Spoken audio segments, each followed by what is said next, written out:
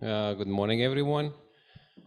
Okay, seems like everything is working. That's great. Yes, technologies. We are here at the Riga Technical University. That means we are very familiar with this technology. And then is the question, are we familiar with human beings? And that's, again, you might look at the different faculties in the different schools and think, well, that's their business. Oh, humans, hey, people, that's theirs. No, we build technology. Technology is going to work. It's going to work very effectively, and we will improve it algorithmically and so forth. And what I am trying to convey and suggest, we cannot live separately.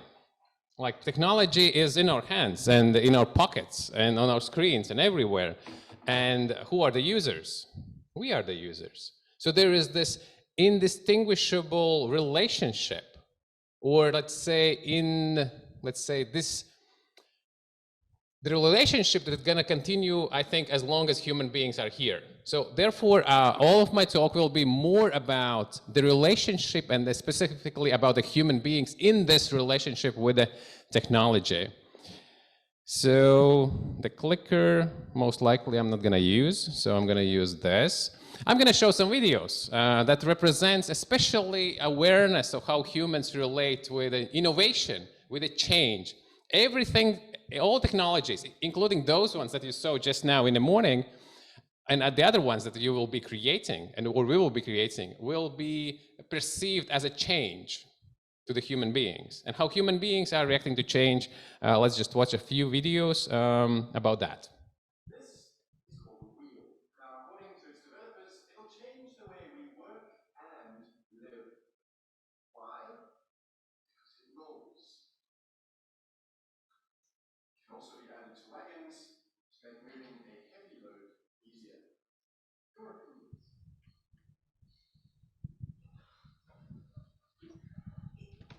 If it rolls, that means it can roll away and get lost. Or it could roll over your foot.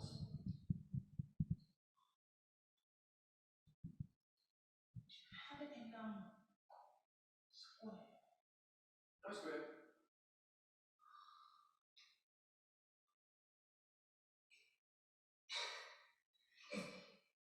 If it was a square one, it didn't roll.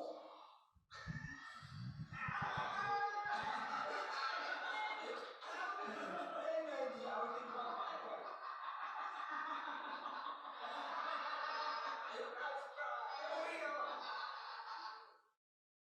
So there was a slight delay between the video and the audio. So you would, again, imagine that there is some technological improvements that we can do still together, all of us. But basically it was saying, well, there's this innovation, what do we do with it? And then the people go, well, do we really need it? Maybe it will be dangerous for us. So therefore, it's always important. Everything like this wireless communications and microwave theory and all this stuff is important only if it fits with what expectations have humans, or whether the humans will accept it and will gonna use it. Therefore, what I would like to pay attention to is upgrading identity, or upgrading human capacity to adopt innovation. And therefore, when we speak about upgrading, we know we can upgrade the phone, we can upgrade apps and so forth. But now I think, how about upgrading human minds? Let me just give you another example. I think for you in this audience, it will be quite obvious. That will not be a mystery for the more technical people, but for the ordinary people, and you can test it with some friends. You can go and ask, okay, if you have, like, just watch, and then you can try to do it with your friends at some party or some other place, just to remind that not always accurately we see the reality. We have our imagination, some thoughts, but those thoughts are not in accordance with the reality. Mass ratio. Which one will hit the ground first? Heavier one, according to Aristotle, or something else? Let's see.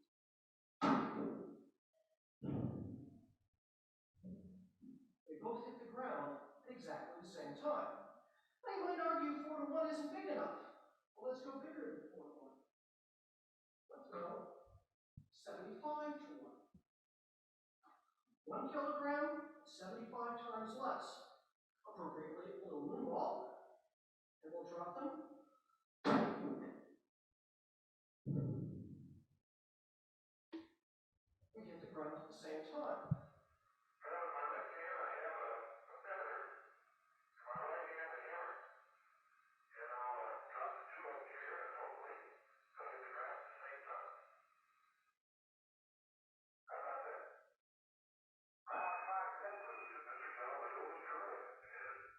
Have you seen this before on the moon? The hammer and the feather? You see? Yes. But just try this out to your friends. Just say, well, this is a heavy something and this is light something. Okay, which will hit the ground first? Everybody, most of the people would say, oh, the heaviest, because it's heavier, it's gonna hit the ground first. No. And that's just one very straightforward example to remind people. We see the world, but not always accurately. And therefore, there are some things that can help us to improve our lives and experiences. Otherwise, if the person doesn't perceive any change or doesn't change throughout the year, and that's mathematical, 1 in 365, it's the same thing. And if you improve just 1% every day, you improve your own performance, or your organization, or your research team. That's the result you can get. And then what happens if you're just 1% less every day? That's the outcome. So you can take the calculator, that's the 1 power of 365, and then 1.01. And that is how important it is. If you are having a false perception, which means 1% less, that's your result. And if you have upgraded perception towards reality, your result is completely different. Now, one good thing to remember is, when you speak about computers and algorithms, you see them outside of yourself, so you can work on them, and you can observe they work or not. How about the human beings? How human beings can improve? Where is the place, where is the software or the operational system of the human? And this is just a very brief illustration of neurons in the brain. That's the operational system for the human mind. All the senses, everything happens there. And if you would like to imagine a change that human can do, what is the platform? What is the algorithm for that? It's a neuroplasticity. It's the neurons that can wire and unwire in a different forms. It's a neural networks. So every habit you have, everything you think has a neural network representing that. And that means if we have the neuroplasticity, which means unwiring and rewiring neural networks in our brain on a constant basis, this is where the change happens. So therefore, while we are building technologies, we need to understand, if we want to help people accept these technologies, use these technologies, we need to understand where the platform for the human change is, which is in the brains, and it's called neuroplasticity. So here is the cube. There is the cube. How many of you can solve this? Have you had this cube in your hands anytime in your life? Have you tried solving it? Difficult. When I was a small boy, I was at the age of 6 or 7 or 8, something like this. I've got it first time in my hands. And I tried it for a few years. And I didn't succeed. Do you know how I felt? I felt like a loser. I felt like, oh, something is wrong with me. But, you know, years go, and then I got it for my kids. And this is my result, let's say 6 months ago. It's 3:36. It's not 3 hours, 36 minutes. It's 3 minutes, 36 seconds. I can do it if you want. At the end, I can do it like in less than 3 minutes. So I can even improve that. What I'm trying to convey here is, this thing has an algorithm, very exact algorithm. You can watch on the YouTube and do other things, and you can learn it if you want. But there is one requirement for that. You need to learn it. Where the learning happens? In here. And I can tell you, there was a few phases. First thing is, remember the algorithm. It's difficult. You need to really remember it. And there are like 5 phases. So you mechanically learn it. And then there is a second phase. You don't need to think about the algorithm. It's more about coordination with your hands. And then there's a third phase when you don't think about algorithm at all. You just switch the gears. The first phase, let's say that there are 5 steps in algorithm, like driving a car. The first gear, the second gear, the third, the fourth, and the fifth, and this is done. So you don't even think about it. It's integrated just the same way as you're riding bicycle. You don't think about it. The same thing happens here. Of course, it requires a little bit more effort because it requires remembering, but this is possible, and it requires relentless honesty. And understanding this, how human mind can actually do many things, is so important when you're creating technology. And not like this technology for the seals and for the birds. That's kind of a different. They might have similar neurons, but I'm not sure. I'm not an expert in this. But if we speak about cities, and if we want to improve how people can be more let's say, influence to be more eco-friendly, take more decisions that are benefiting themselves and the societies, this is important to understand. How many of you have seen this guy before? So there's a person, and there are 3 Rubik's Cubes. What do you think the person's going to do with the 3 Rubik's Cubes? Solve them. How? Fast, yes, quite fast, but why 3? Yes. Would you like to see it? Good. This person is solving 3 Rubik's Cubes by juggling.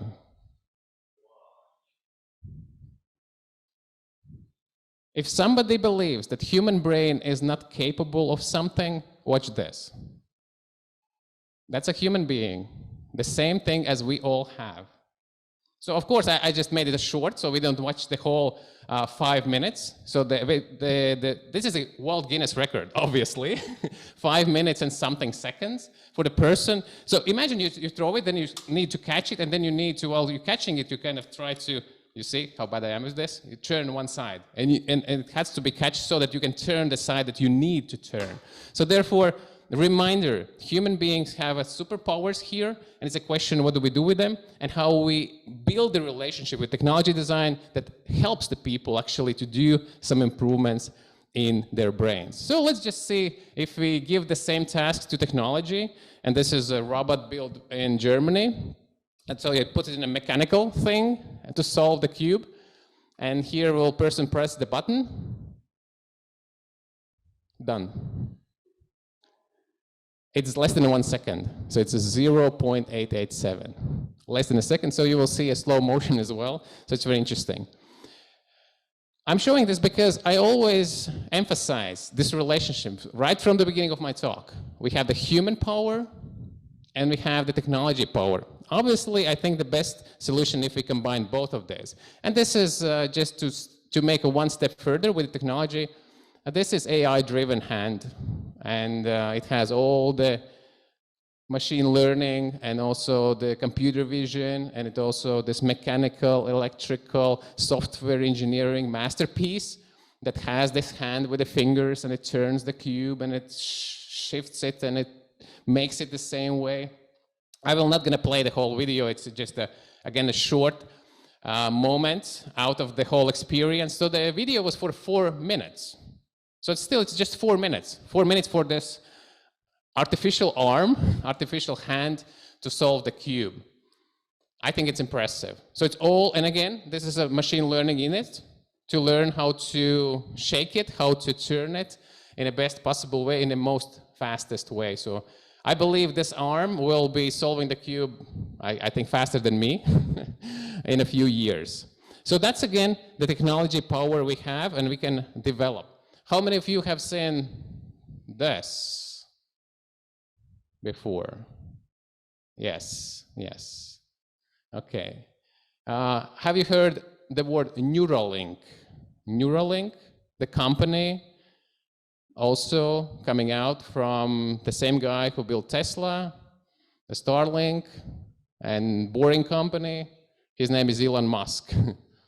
And this is their project about implanting a chip in the brains and wiring directly with the tiny wires to the neural networks. What it means, currently we have very slow interface to the computer, which means our eyes, our hands, our voice, that's it. This is a next upgrade. You have a faster internet to your brain. It's a small chip, and it's just wirelessly connected to the stuff. So let's just watch how it works. This is Paige. He's a 9-year-old Lydia who had a neuron replaced in each side of his brain about 6 weeks ago. We can interact with the neurons simply by pairing them to an iPhone, just as you might pair your phone to a Bluetooth speaker. We're wirelessly streaming in real time firing rates from thousands of neurons to a computer. Paige still moves the joystick out of habit, but as you can see, it's unplugged. He's controlling the cursor entirely with decoded neural activity. To control his paddle on the right side of the screen, Paige simply thinks about moving his hand up or down. We've removed the joystick altogether,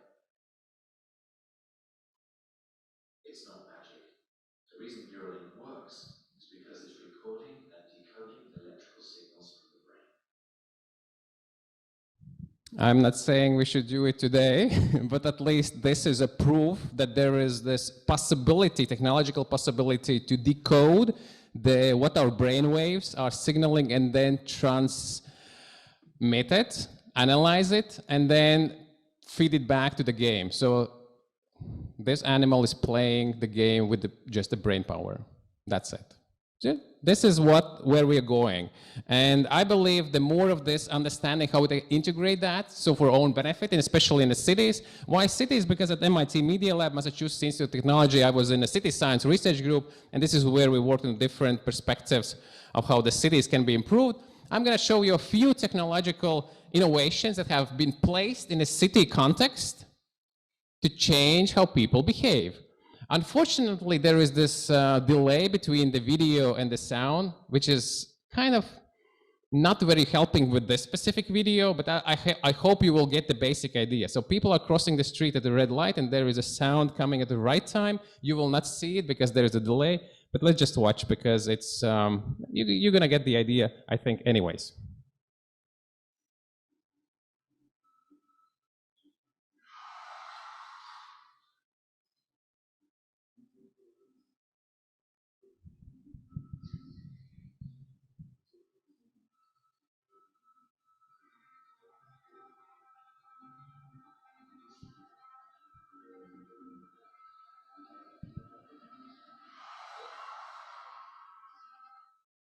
Yeah, unfortunately, you don't see even the end of the video. Anyways, if you're curious, I have a YouTube channel and I have my website. You can always go and watch this stuff there to be very, let's say, complete understanding of what happens here. So there are people crossing the street on the red lights, and there is a computer vision detecting that and then making a sound of the fast braking car.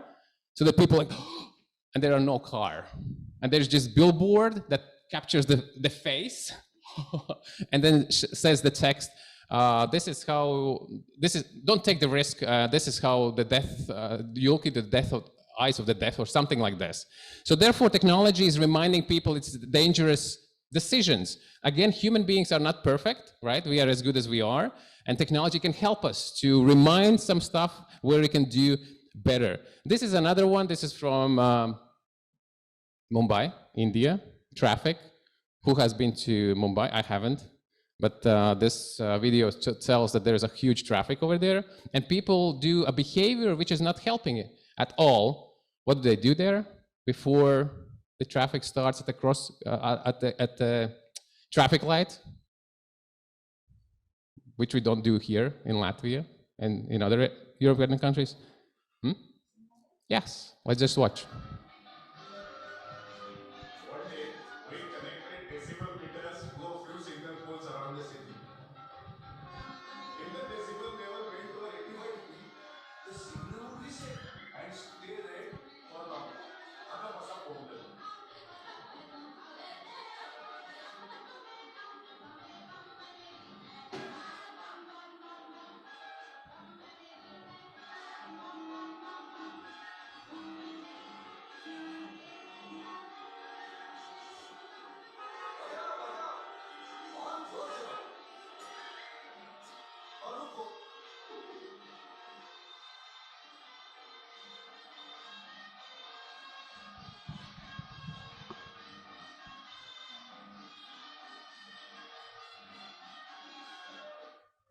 Honk more, wait more.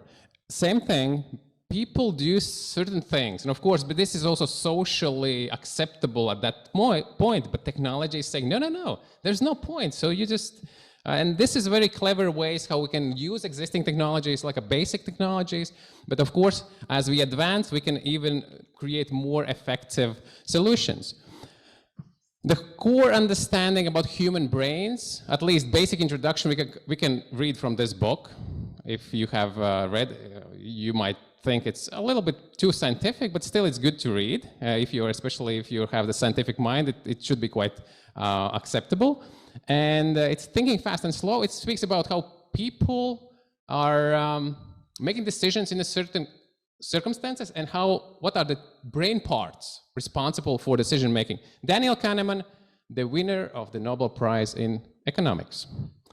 And it speaks about instinctive brain part, fast, reactive, impulsive, and then intelligent, slow, rational, and logical. I also added 2 other things because it's important to emphasize that there's sometimes when you make decisions, sometimes it can come from your instincts, sometimes it can come from your logic, sometimes the decision is not coming at all, so it's resisting, and sometimes when it's very well integrated, you make a very good decision. So there are these main 4 parts that to remember how the humans make decisions.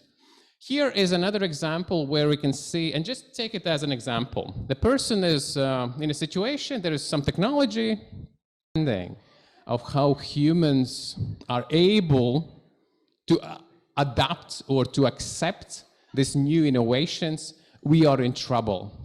I know, that's why I'm here at the technical university to speak about this. It's all great, but when we face humans, we need to be ready for who humans are. Therefore, I'm welcoming you to the brain gym. So let's just do a few exercises. So because we are all humans, and I've been doing to myself, I don't know, have you been to brain gym before? So people go to the physical gym, I'm welcoming you to the brain gym. So let's just do a few exercises for the brain. So there is this image, and the question is, these 3 cars, are they different or the same size? What does your instinct say? Yeah, instincts say they're different. And then the logic kicks in after a few moments, but maybe it's not that true, right? So we'll just watch. I'd remove the background and put the cars next to each other. It's all about perspective. That means, again, our vision is not always accurate. That means we try our best, we have good brains, but not always perfect. Let's try another one. So this is more about installing something in like a speed detector in a city and show that if you go above the speed, you pay the fine, and if you go below the speed, you participate in the lottery. And this kind of a solution apparently is more communicating to your intellectual part of the brain, because intellectual part of the brain is calculating numbers. And this kind of, okay, if I speed, I pay. If I don't speed, I may get a lottery ticket. The same, not the same, but differently, is this kind of solution in the city where before the pedestrian crossing, there is this 3D hologram appearing. And that doesn't work that much to your intelligence. It reacts to your instincts. Like, oh, what's this? Okay, so you fast brake to your pedal, and then to avoid this kind of interesting experience with the projections. Have you seen this before? Good. Looks nice, right? Like a floating concrete blocks. Does it work for your instinctive part of the brain or intelligent part of the brain? What do you think? Instinctive. And I usually also ask people, okay, what do you think if the person is traveling on the same road every day? What will happen? Would the effect remain as effective to the instincts? Okay, you think it's going to decrease. And yes, that's one possibility. But I would argue that regardless of our intelligence to comprehend, it's a 3D painting, our instincts are designed to protect us. Our instincts are designed for survival. And that means for this millisecond, it will still be looking dangerous and it will still be triggering you to do something. And then it depends how you can decrease the gap between your instincts reacting and your intelligence following up. Of course, some people are better than that, and some people can even make this whole thing be like invisible. They can think, oh, it's not there, and then it kind of doesn't trigger the instincts. Okay, and that would be a kind of, yes, lifelong memory. And the final thing to end the brain gym is this. So we see the squares. Unfortunately, we have some kind of extra light, so maybe it's kind of makes it a little bit difficult to see the difference, but for those who are online, I think you see it very clearly on the screen. And the question is, there is a square A and a square B. And the question is, the background color of the square A, is it the same or different than background color of square B?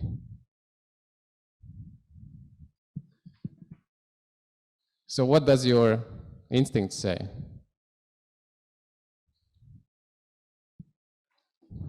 Instincts usually say, it's obvious, different. So let's just try to take a piece from the square A and move to the square B. So let's watch. Kind of the same. Strange. Let's try it again. Again, the same thing. So for a moment, it was the same, but again, it's different. And to give a concrete answer for a logical part of the brain, let's just build a bridge. Oh, okay, yeah, they are the same.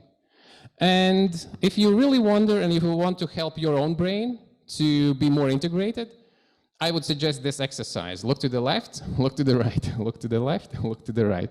And I've been doing like hundreds of times. So my brain is already integrated to the degree that I look to the left and I see the colors are the same. So this is how you can help your brains and also brains of your dear ones and friends to be a little bit more integrated in the sense seeing the world clear, at least through these exercises. So congratulations, you have reached the end of the first experience in the brain gym. So your brains are upgraded already, comparing maybe to many other people. So now let's move on and let's look at the examples how this technology advances that take care about the human minds and human brains and human behavior that we did at the MIT Media Lab.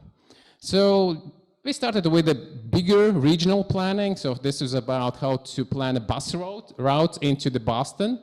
And then there were 3 scales. There was a regional scale, then there's a neighborhood scale, like out of Legos, and there's a projection from the top, okay, which street the bus is gonna go. And then we even played with the street level. So you place different Lego items on the street, and then the projection accommodates that.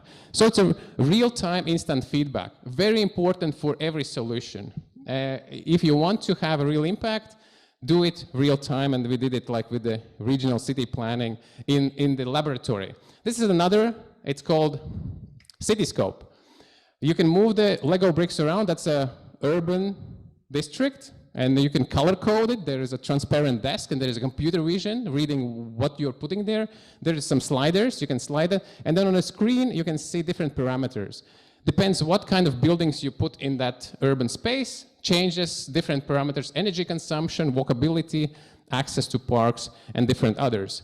We also imagined to put the screens with a real-time feedback, instant feedback about what is the average speed of the 2 transportation modes, the car and the bike in the last hour. And this is the bridge connecting MIT campus and the Boston downtown. It's a Longfellow Bridge. And this is a Photoshop, so we didn't actually put the screen, but that was the idea to communicate. If you don't know what is the average speed, you guess it.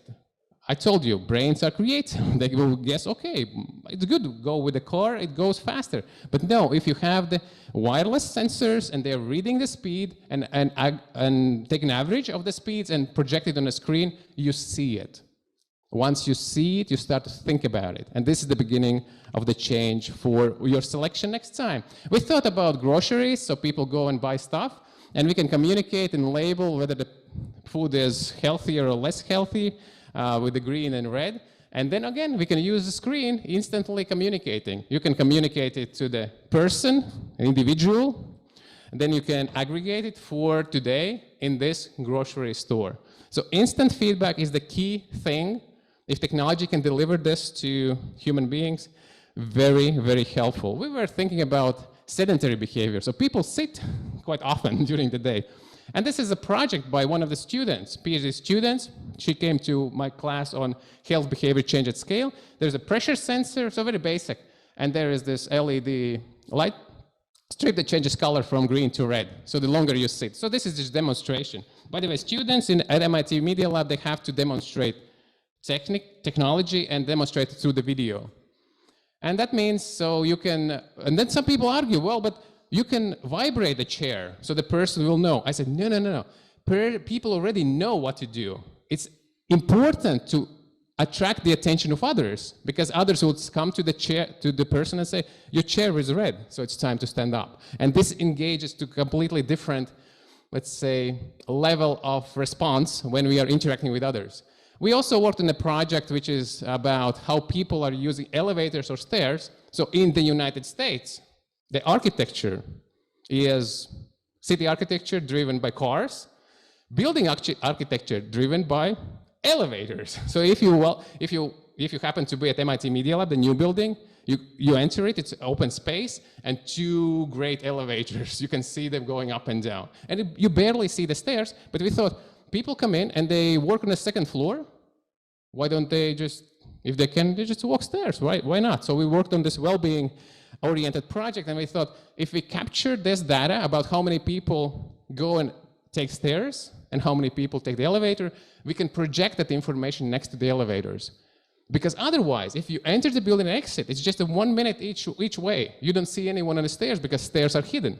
But sensors can detect it, and sensors can project it in this kind of way. So this was another project how we can help. We thought about extracting some data from phones here using Bluetooth. So what do you think? What kind of data did we extract from the phones?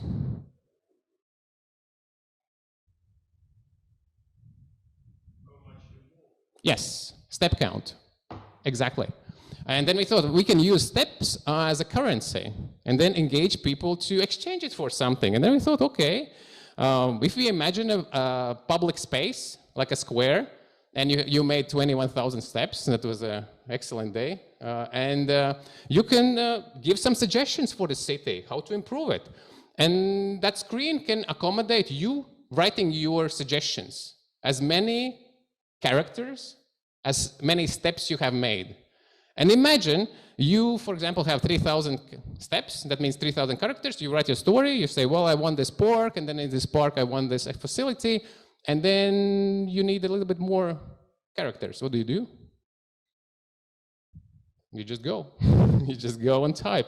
This is how we can really integrate these two parts, the technology and human needs, and helping humans to change, especially in a city context. And the final thing that I'm going to present to you a few ideas how I would argue that debate about human intelligence being something separate, or usually people say artificial intelligence is something separate. I would argue it's the same intelligence that we are co-creating. Humans have been building libraries for centuries. And now we have more technology to help to do stuff, analyze, process information, and I would call it unified intelligence. So this is an example of implementation in Brazil airport, where they project the seat numbers in the airplane next to the gate. So you know where to stand. So the sequence is arranged in the most possible easy way so that everybody gets without the traffic jam in the airplane. And it also is projected in the 2 meters. So you have this spatial or social distancing. This is a project where people have startup building a smart litter bin. I have a video here, so let's watch. Hi, I'm Michael.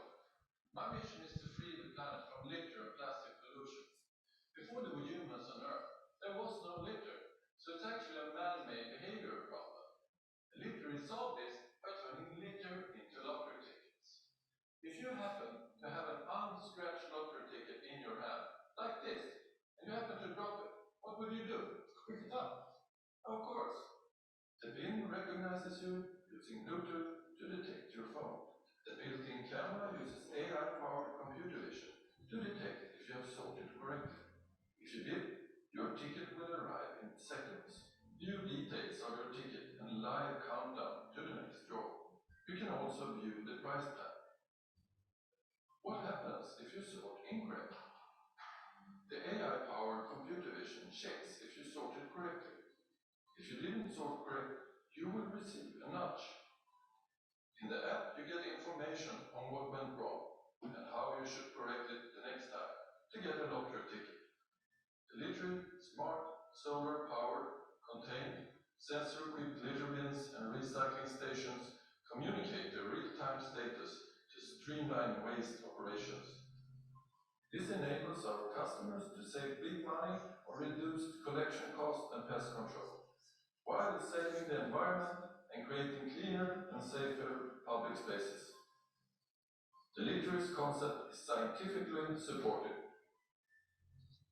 When litter hits the bins, everybody this kind of a mental model, but again, it's advertising for the startup, but you already feel the idea. There is something we can build with technology that helps people to actually revert their behaviors. And this is one of the last videos that I'm gonna play where artificial intelligence have been used in China very intensively. So just to, again, if somebody thinks that AI, or the narrow AI as it is currently, is far future, nope. Maybe it's just a far distant from where we are today, physically. Teachers at this primary school in China know exactly when someone isn't paying attention. These headbands measure each student's level of concentration. The information is then directly sent to the teacher's computer and to parents. China has big plans to become a global leader in artificial intelligence. It has enabled a cashless economy where people make purchases with their faces. A giant network of surveillance cameras with facial recognition helps police monitor citizens. Meanwhile, some schools offer glimpses of what the future of high-tech education in the country might look like. Classrooms have robots that analyze students' health and engagement level. Students wear uniforms with chips that track their locations. There are even surveillance cameras that monitor how often students check their phones or yawn during classes. These gadgets have alarmed Chinese netizens. How many times students check their phones and yawn during the class? Of course, we human beings don't want that, right?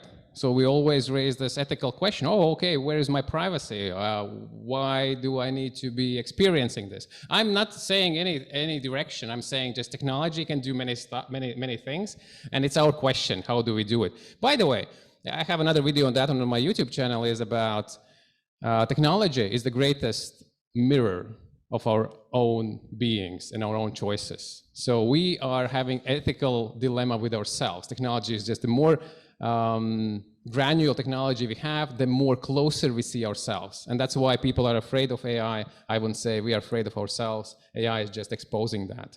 And just to give you a positive final example is that human intelligence can be sent to another planet together with artificial intelligence and take care that all of the rubbish that is left at a different days is in the same place. So just in case if astronauts go to the Mars, they don't need to run around the planet and pick up the waste left by the rover.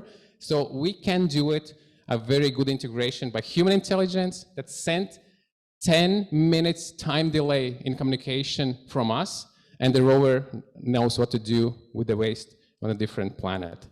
And I will conclude with the words by my famous and my favorite astrophysicist, Neil deGrasse Tyson. Anyone knows Neil deGrasse Tyson? Impressive. And that will be a short takeaway words from him. I think the greatest of people in society carved visions that represented the unique expression of their combination of talent. And everyone had the luxury of expressing the unique combination of talents in this world. Our society would be transformed forever. Exactly. If we combine our talents, our human intelligence, understanding ourselves with the technology capacity, we will be transforming overnight anything we want. Anyone who wants to know more, my website, a YouTube channel, welcome, and also your questions are welcome. Thank you.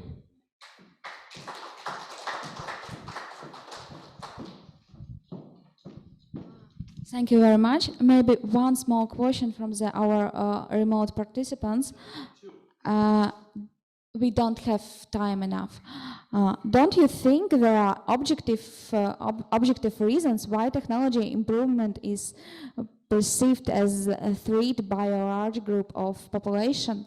For example, autonomous vehicles are a threat to the livelihoods of taxi truck drivers and so on, and that we need change, not the neuron connections in the brain, but something else. Good question, and I think it's an eternal question. It's the question back to our fear. So those who study psychology, they know what the fear is, and that's usually associated with the instinctive part of the brain. And any change in the world is a question to our physiology. What do we do with it? We have limited resources, which means energy. What kind of energy our brains consume, do you know? What's the two most favorite energy sources for our brains? Sugar, carbohydrates, and oxygen. And then when we see the change, we ask our question to ourselves, do we want to spend this energy to accommodate that, which means rebuilding our neural networks, which requires this energy? That's the answer. Every new thing in our life that arrives, including technology, asks for this question to the brain. And the brain sits this advisory board, one representative from lungs, the other from the heart, the third from the blood pressure, from the muscles, and all this advisory board for the committee of the human body is making decision. Do we want to use the energy to accommodate this new habit? And that's the dilemma that people have. And awareness, the answer is awareness. The more people are aware, the easier it gets.